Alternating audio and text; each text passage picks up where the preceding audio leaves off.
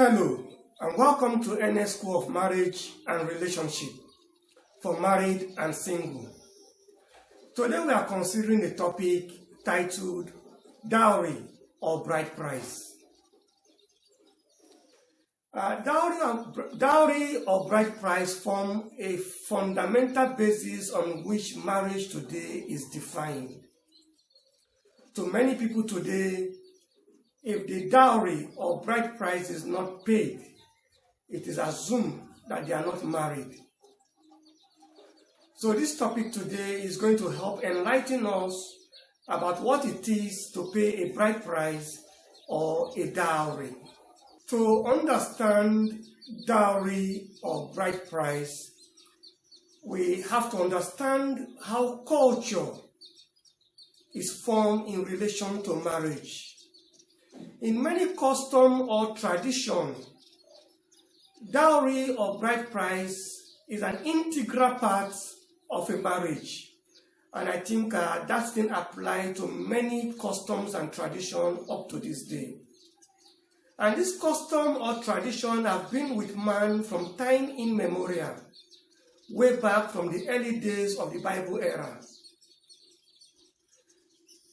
A dowry is a gift, is a free will voluntary gift that the bridegroom gives to the parents of the bride. And it can also be directly to the bride and to the bride's parents and siblings. Now, this is not a demand. It's a voluntary gift that one gives in appreciation of his acceptance to take the lady as his wife. While the bride price is a mandatory requirement, a demand for payment for which the bridegroom must make for taking their daughter as a wife, or a requirement, a demand which the bridegroom is expected to make before the lady is given to him as a wife. But however, let me be clear that marriage is not defined by the dowry or the bride price.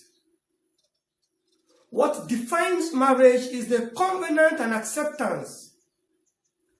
At any point at which the father of the lady accepts the man's request to take his daughter as his wife, and he agrees with the man to have the lady as his wife, the lady automatically becomes his wife, with or without the payment of bride price.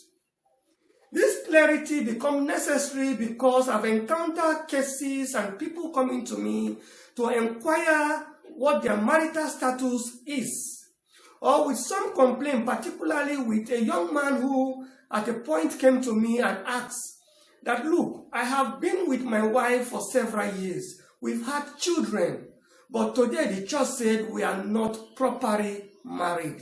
As a matter of fact, they were told they were not married.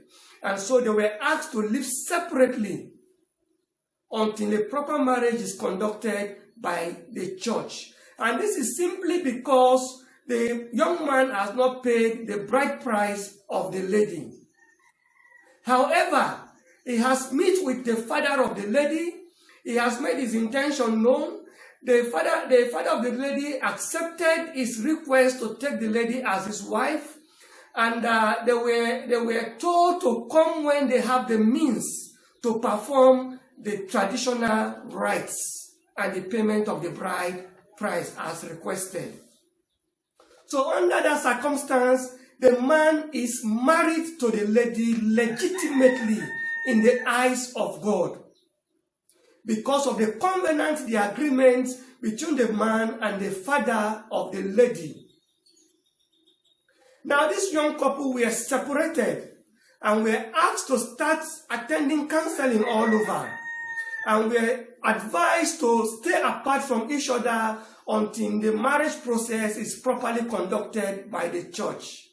This is an error, and I know many churches today are involved in such practices. As a matter of fact, the church have no business in conducting marriage. It is unbiblical and unscriptural for the church to get involved in marital issues. Don't get me wrong, marital issues in the sense of conducting a marriage, not in the sense of advice and counseling. The church can act as providing the needed counseling and advice for couples in distress. But however, when it comes to the authority of giving out a woman to a man to be taken as his wife, that authority is vested only on the father of the lady. Only the father or the representative of the family of the lady that has the authority to give out a lady as a wife unto a man.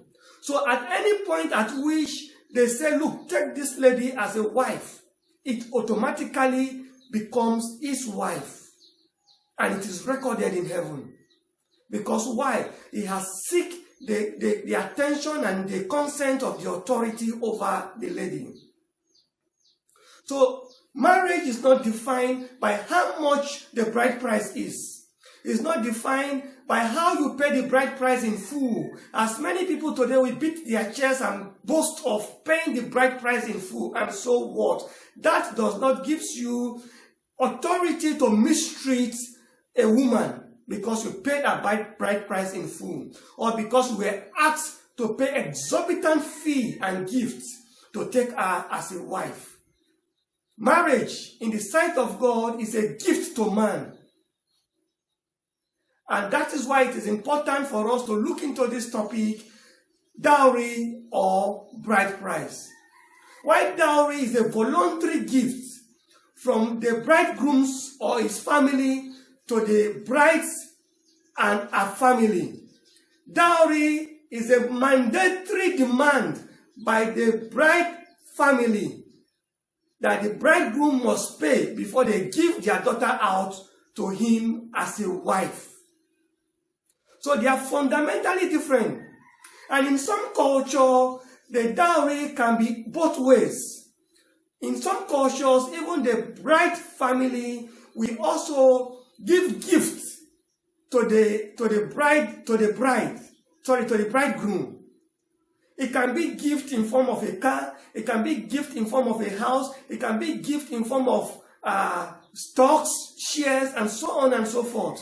And many of these gifts are meant to help secure the financial stability of their daughter and to help empower the man to take care of their daughter as they want. So the lady will have some sense of financial security. So dowry can come both ways. But in either way, from the side of the bridegroom is an appreciation to the family of the lady and to the lady for accepting him to take the lady as his wife. While on the side of the lady's family, the dowry, the gift to the bridegroom is a way of them showing their concern and support for the man to have the means enough to take care and secure the financial needs of their daughter. So it is in sharp contrast with the bride price, which is most commonly practiced today. Most commonly today, some family demands so exorbitant bride price for their daughter before they give her out to a man for marriage. And this practice is not healthy for marriage. And it also is not good for the lady, because at the end of the day, the man feels that he has paid or bought off the lady in many instances.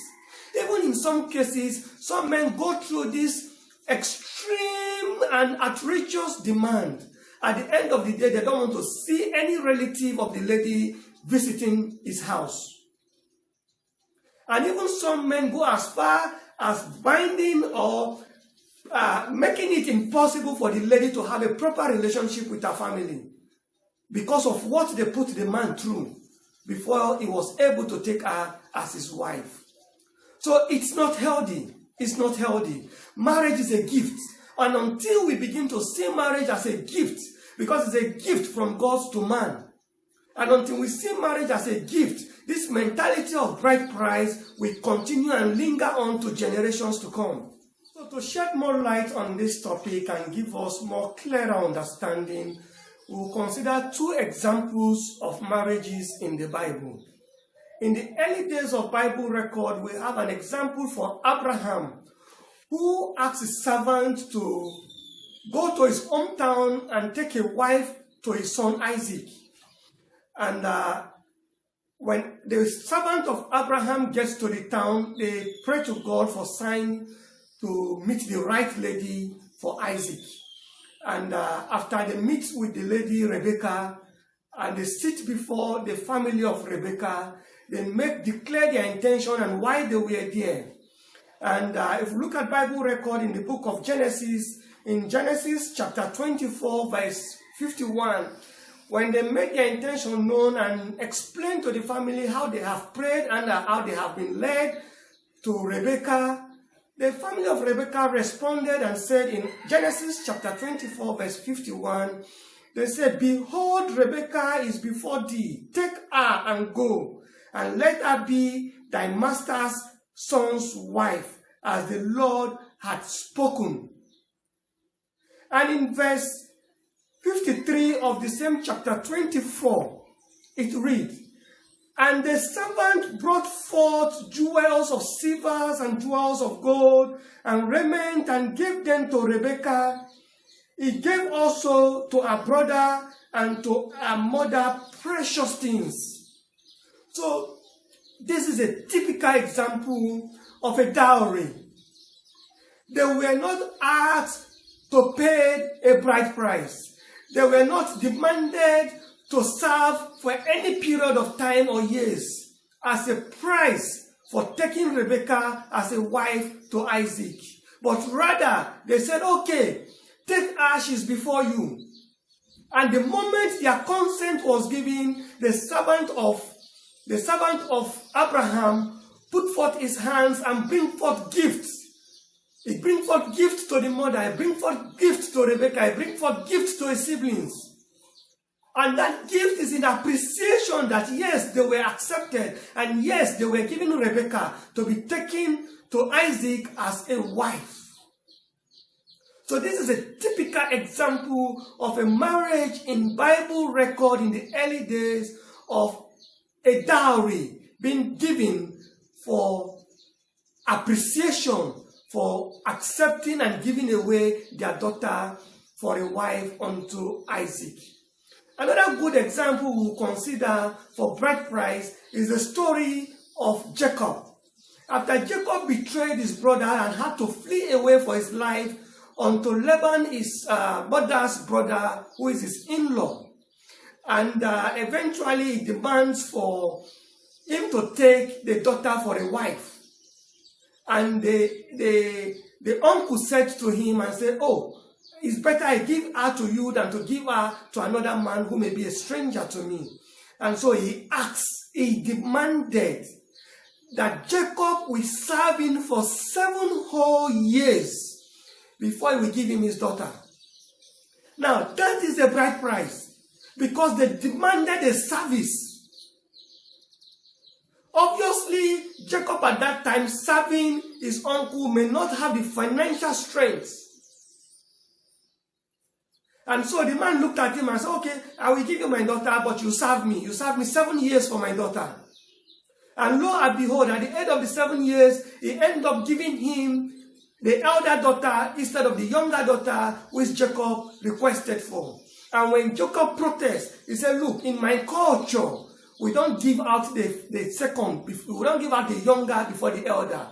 So if you want the younger also, you serve me another 7 years." And Jacob had to put in more 7 years of service to get the wife he requested. And so he ended up with 2 wives, 2 sisters as a wife. Now, this is the greed of a man exploiting the vulnerability of a young man who only but asks for a wife. And many people are of this nature today, greed.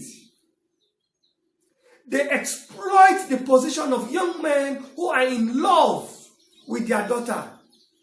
And when a man is in love, he goes every length to ensure that he gets the woman he's in love to. And many people who understand the power of love take advantage of the situation and start demanding God knows what, exorbitant and outrageous bills for the man to pay before he's giving the lady for a wife. That is bad, and it is wrong, because it's not healthy for a marriage.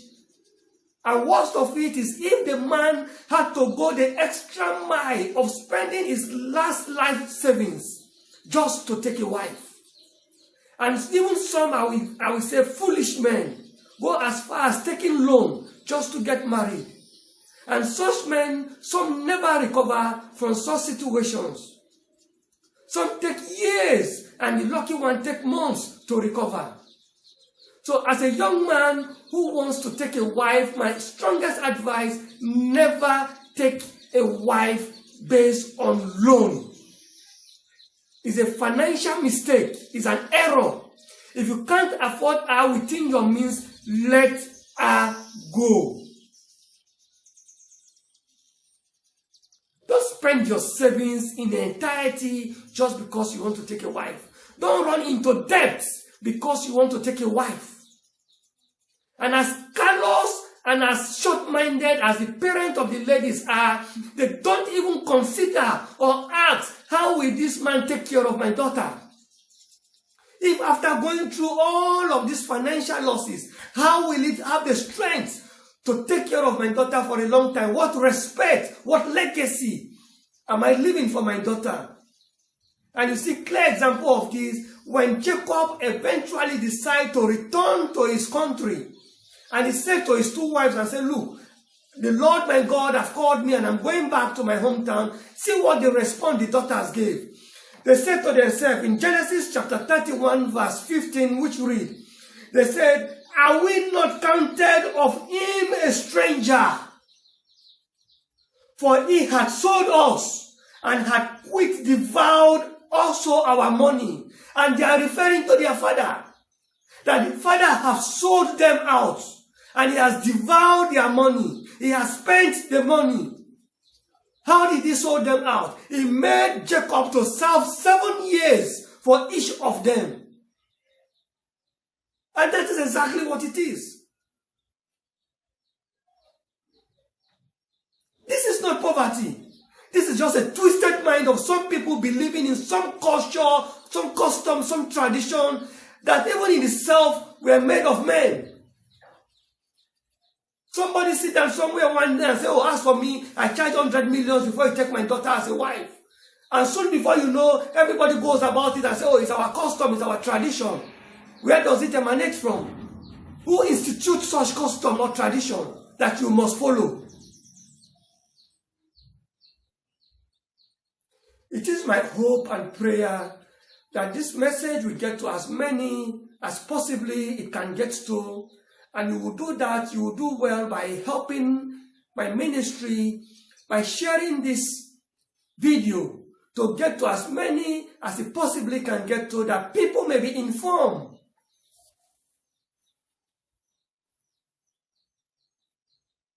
So we make the needed adjustment and amendments before we get committed into situations that will put us into poverty. If you wish to consult me for marriage and relationship issue, you can DM me or WhatsApp the number on your screen, 07010722952. God bless you.